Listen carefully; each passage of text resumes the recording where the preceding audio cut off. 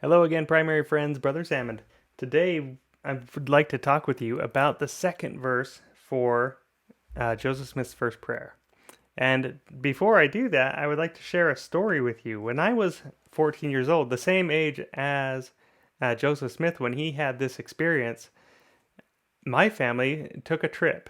My dad worked for the church in the audio visual department. That means it's lights, cameras, sound equipment, and all these technical things that help conference and other productions that the church does to work well. And he would go back to these church sites during the summer and support them with sound and lights and all these other pieces of equipment. And this particular year, the year 1994, when I was 14 years old, my family, my parents wisely decided to take a trip as a family. And they thought this would be a neat experience to do with our family before kids start graduating from high school and going on their way and on missions.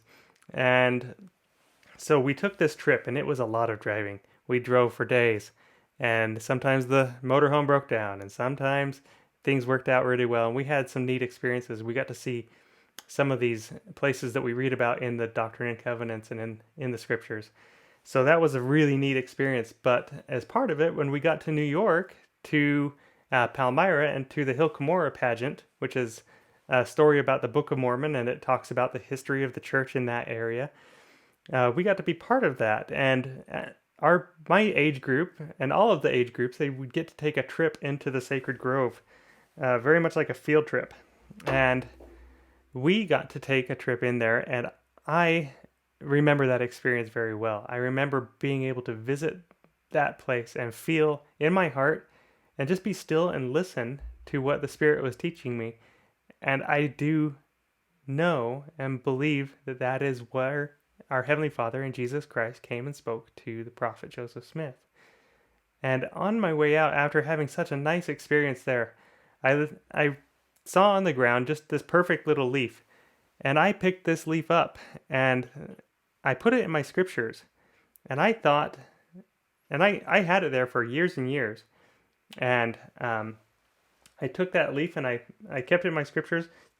And I thought I had lost this over the years. But the other day, my daughter was going through some of my mission stuff as she's doing a report in school about El Salvador, where I served a mission. And I found this old pamphlet that I had in my scriptures, and I'd taken it out so that leaf would be safe. And I had forgotten that that's where I'd kept that leaf, was in this little For the Strength of Youth pamphlet. It looks like it's been washed a few times. So as I was showing her this pamphlet, out fell this leaf.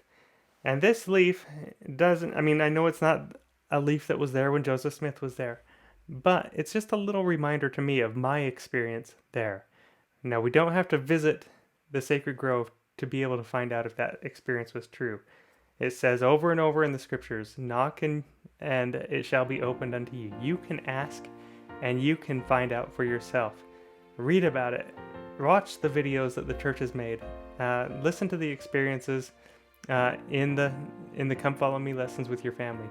I know that these things are true, and I know that that Joseph Smith did have an amazing experience at this time that he had his first vision of our Heavenly Father and Jesus Christ.